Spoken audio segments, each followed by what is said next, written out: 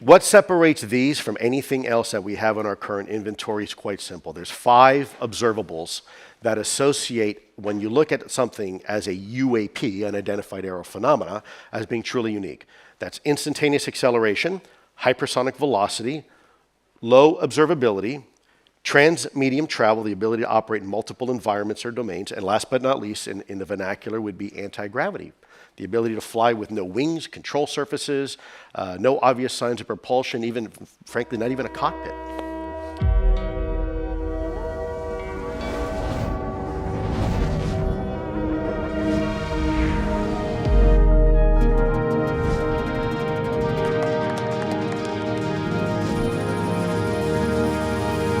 Before we begin, I'm just going to bring everybody up to speed on what's been happening in the news for the last few years. So, last year, the Pentagon made an extraordinary statement.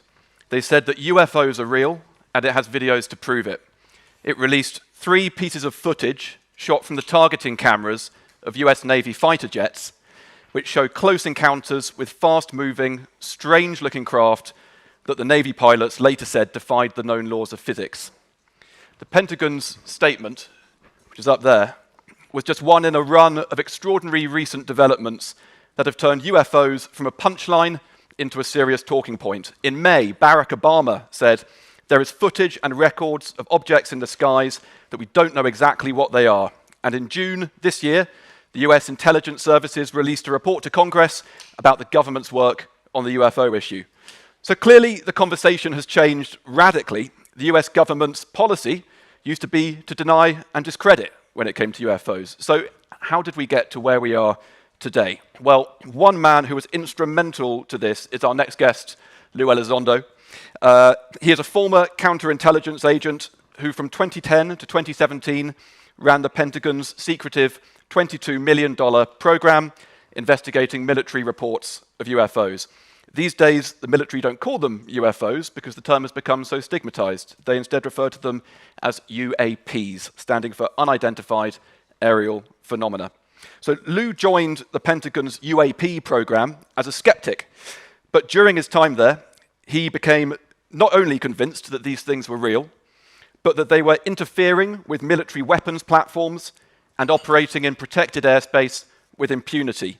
He also became convinced that they did not belong to any earthly nation state. Frustrated by inaction on what he saw as a grave national security threat, he turned whistleblower and spoke to the New York Times, which revealed the existence of the Pentagon's UAP program on its front page in December 2017, alongside interviews with pilots who had encountered these things. And since that 2017 New York Times expose, Lou has been briefing officials in Washington and working behind the scenes to compel the government to firmly establish a more transparent, thorough investigation into the phenomenon. And that's actually starting to happen. The new National Defense Authorization Act, currently making its way through Congress, requires that the government sets up a permanent office to study UAPs on a Defense Department-wide basis. So Lou, welcome. Charlie, thank you so much. We have a lot to talk about. Thank you very much for having me, and thank you folks for being with us here today. We're really looking forward to this. So first things first, rationally, there are 3 options for what these aircraft are. They're either a US military black project, they belong to a foreign government like China or Russia, or they are of non-human origin. So talk us through why you think the final option is the most likely. Sure.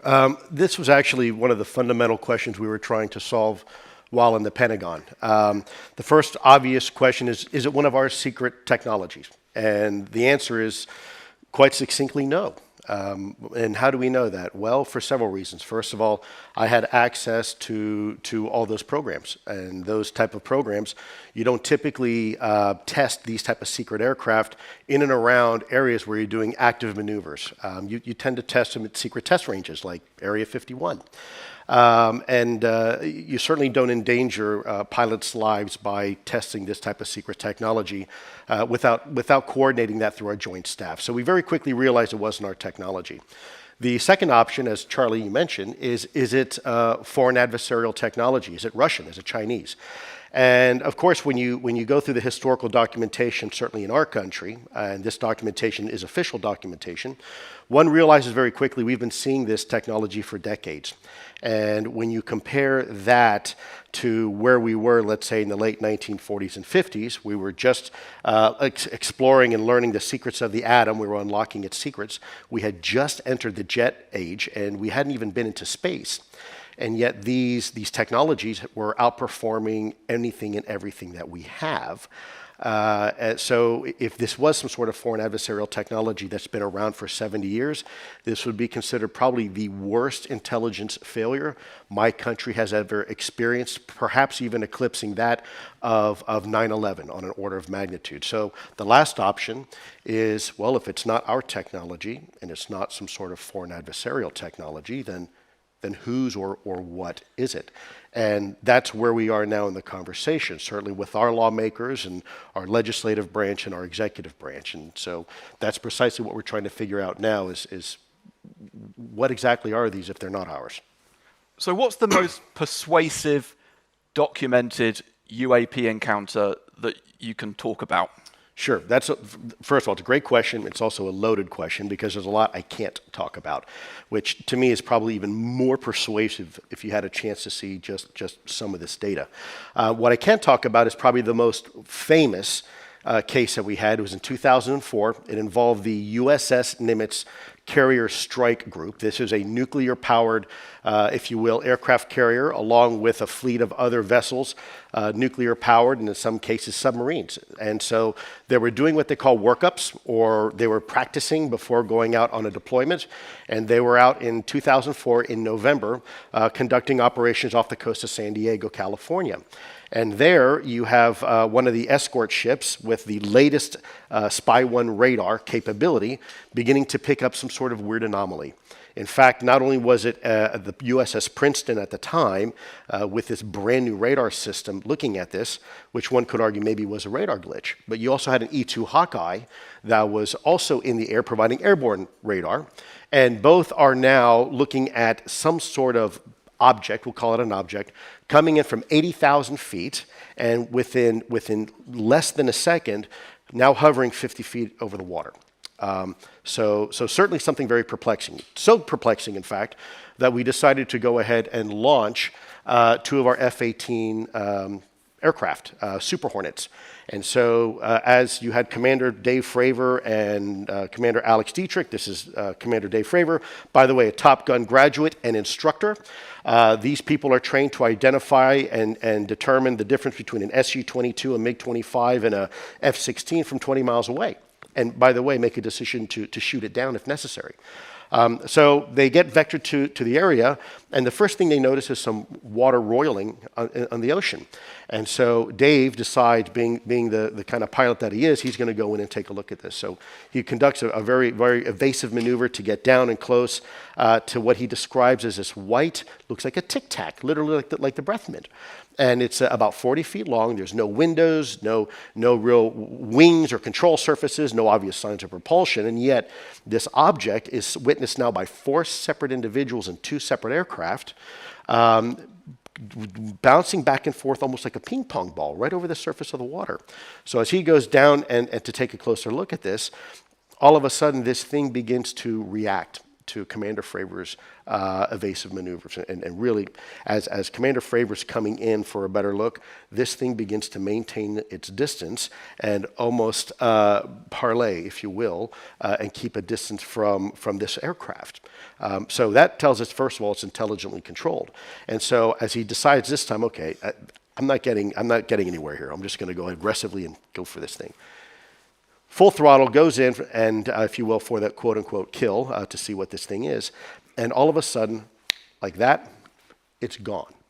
It absolutely disappears over the horizon within about a second. Now, what's even more scary, which is in about 5 seconds afterwards, and we know this conclusively, we did the investigation, this object now is picked up once again on radar 60 miles away. And in fact, it is now at the rendezvous point waiting for them. And that rendezvous point, by the way, is a point that nobody knew other than the pilots where they were supposed to be. So somehow this not only anticipated their next move, but was able to get literally 60 miles. You can do the calculations if you want how fast that is in 5 seconds. So something certainly well beyond our capabilities even today. Hypersonic velocity, instantaneous acceleration, and whatnot. And that's Dave Fravor up there. That is Yeah. Commander Dave Fravor, one of our best pilots. And also, I suppose what's been particularly compelling in the news stories is there's also these videos. So I wonder if we, in a second, can show the 2 UAP encounters from 2015. These are the videos that the Pentagon authenticated as being real last year. So why don't we play those, and then you can tell us what's so incredible about what we're seeing. Can we roll the tape? Dude, that is a fucking drone, bro. There's a whole fleet of them. Look on the ASA. My gosh. They're all going against the wind. The wind's 120 knots from the west. Look at that thing, dude.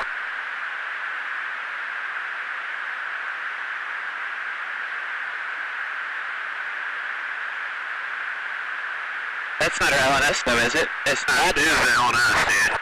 Well, if there's like... Look at that thing. It's rotating.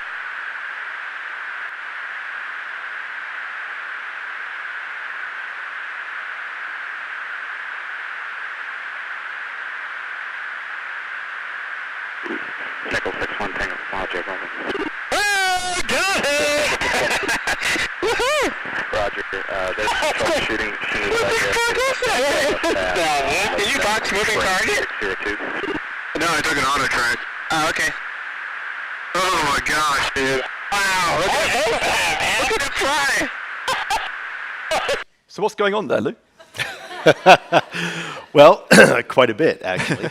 So in the first video that you saw there, it is known as the gimbal video. And because of the if you will, the orientation of this object that it has.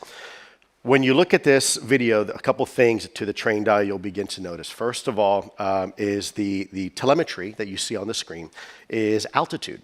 Now, when an aircraft banks 90 degrees, you hear what they say, wow, this is compelling and the thing is rotating. Well, not only is it rotating, but it's not losing lift. So aircraft that have wings, whenever you're going to do a bank and you're going to turn, when you do that, you lose lift and you lose altitude. And yet this is not losing altitude. And as you hear them say, it's going 120 knots against the wind, right? So we're not talking about a balloon. At 25,000 feet, we're not talking about a quadcopter or a drone, and we're not talking about an aircraft. And if you look at that, it doesn't really look like an aircraft, does it? It looks peculiar. It looks almost like a top. And then furthermore, what you don't see on the video, but you hear in the exasperation of the pilots, is that there's a whole fleet of them. And so what's important to know here is sometimes not just what you see on screen, but it's the complete picture. Sometimes it's what you don't see, and also what you can hear. And so part of our investigation was to go talk to the pilots and say, what exactly did you see, right?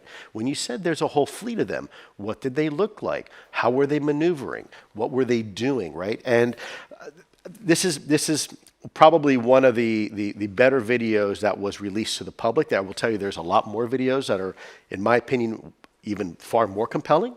They just haven't been released yet because they still remain quite sensitive, classified to some degree. But that's what you're seeing in that video there. The other one, if you want, I'm happy to walk through that one as well, but it's up to you. I'm not sure we have that one here. There is a video which is, I would say, a bit less dramatic because there's no audio of the Nimitz encounter. Correct. Isn't there? Yeah, and what that shows is basically the instantaneous acceleration. If I may, I'll just take 10 seconds. What separates these from anything else that we have in our current inventory is quite simple. There's 5 observables that associate, when you look at something as a UAP, unidentified aerial phenomena, as being truly unique. That's instantaneous acceleration, hypersonic velocity, low observability, trans-medium travel, the ability to operate in multiple environments or domains, and last but not least, in the vernacular, would be anti-gravity. The ability to fly with no wings, control surfaces, no obvious signs of propulsion, even, frankly, not even a cockpit. And that's, of course, what Fravor saw when he was up close, because he was much closer than these cameras are, right? That's and what it was all just of a our pilots are sheer reporting. surface. Yeah. So look, I think we all want to know, do you think any government has recovered a crashed UAP? So what I've said for the record, which is unfortunately all I can say, is that it is my belief that the United States is in possession of exotic material, and unfortunately, that's about all I can say at this time. How worried are you about a foreign adversary getting hold of this, or maybe understanding this technology before the US? I think that's my greatest fear. We're a species that tends to be violent towards one another, and my job with national security was to try to anticipate what the enemy is going to do. If there is an adversary that has this type of technology and the ability to operate without impunity in our controlled U.S. airspace, I think that's problematic. We spend millions of dollars ensuring we have what we call air domain awareness and control of our airspace. And clearly, we don't have as much control as we think we do. So, you were working for the government for a long time. You then chose to turn whistleblower. Were you worried about repercussions? Why haven't they shut you up? Well, probably because I'm pretty public at this point. That's a multifaceted question that requires several answers. Let me, if I can, be as frank as possible. There is a strong undercurrent in our country of individuals in our government, particularly, that know the seriousness of this topic. And what I've said before is this is not a topic that is similar to, let's say, fine French wine, where the longer you keep a cork on it, the better it gets. This is a conversation rather more like spoiled vegetables in the refrigerator. And the longer you leave it there, the more it is going to smell. And so we should probably begin to address this issue sooner rather than later, because whether or not these are real, that's no longer up for debate. This is a fact. We're here, folks. The question is, what is it? Where is it from? What is its intent? And what can or should we be doing about it? And there was a pretty extraordinary statement by the serving administrator of NASA a few days ago, wasn't there? Do you just want to talk us through that? Yeah, well, he's one of many. We've had now former directors of our Central Intelligence Agency, former directors of national intelligence, former presidents of the United States, former and current members of our Congress, both Senate and the House of Representatives, and now our current administrator for NASA, all acknowledging the reality that this is real. Again, I think once you take away the tinfoil notion of tinfoil hats and nonsense like that, and we look at this from a national security perspective, we can start having a fair and rational conversation without the associated stigma and taboo. So supposing these are of non-human origin, do you think these are like drones, remotely controlled? Or do you think there's something piloting them? Well, they're certainly intelligently controlled, as we saw with Dave Fravor and other examples I can't discuss here, where they are reacting to our action. So there is a stimulus and there is certainly a response. So this isn't some sort of random atmospheric anomaly or something like that. They are intelligently controlled. The question is what and who is controlling them. And that is precisely what we are trying to figure out today. You got any theories? Let me say one thing. There have been moments in our species, paradigm moments. In our lifetime, not so much, but as a species, it happens quite a bit. There are these paradigm moments that push the evolution of our species, mankind. The first one, perhaps, is when we came out of the cave and we looked at the stars and we realized our universe, our world just got a lot bigger. The second time, perhaps, was when two stones were struck together, created a spark, and all of a sudden we began to illuminate the darkness around us. The third time was probably when a couple folks, probably like us, were standing on a beach and someone said, you know what, I'm going to sail over the horizon. And of course, people said, no, you don't want to do that. The earth is flat and there's sea monsters out there. And of course, now we kind of chuckle and look back and laugh about it. But in reality, you know what? There really are sea monsters. They're just called great white sharks and blue whales and the great squid of the Pacific. And we realize that they're not really sea monsters. They're just part of nature. They're part of our reality. They're part of our paradigm. And so perhaps perhaps this topic, maybe we are just standing at the precipice of yet another paradigm moment for our species. Maybe this is just another beach, and we're looking over yet another horizon. So you said what we saw there was arguably the least compelling evidence that you've seen. What can you tell us about the most compelling evidence you've seen? Can you describe I can't. any of its characteristics? Is it pictures? Is it films? Is it, what kinds of things? Yes, yes, and yes. It's videos, it's pictures, it's the intelligence reporting. It's quite titillating when we look at a video like this and we say, ooh, ah, oh. But there's actually a lot more to it. We have hyperspectral technology, we have radar technology, we have capabilities that are airborne, capabilities in low Earth orbit, capabilities in high orbit, geosynchronous orbit. And when you put all those resources together to collectively look at the same thing at the same time, at the same place, it can paint a very compelling picture. And to put that on the backdrop, my country spends billions, with a B, billions of dollars each year, investing in just one of those areas to gain a little bit of an advantage. Remember, I mentioned low observability as being one of those characteristics of UAP. Well, the stealth technology. We'll spend $2 billion on a single aircraft just so the radar cross-section is a little bit less. And yet, these things not only are harder to see with electro-optical devices and radar, they're hard to see with the naked eye sometimes. And they can perform in ways that we can't. They can drop out of 80,000 feet, hover over the water, and then pop right back up again. I mean, you're talking about the energy requirements to do that in a conservative way. We still don't understand. We can't do that today. So a lot of people might look at this and say, look, if these things were alien, why aren't they landing on the White House lawn and demanding a meeting with the president? Great question. So let's detangle that for a second. How many times have we watched a nature show?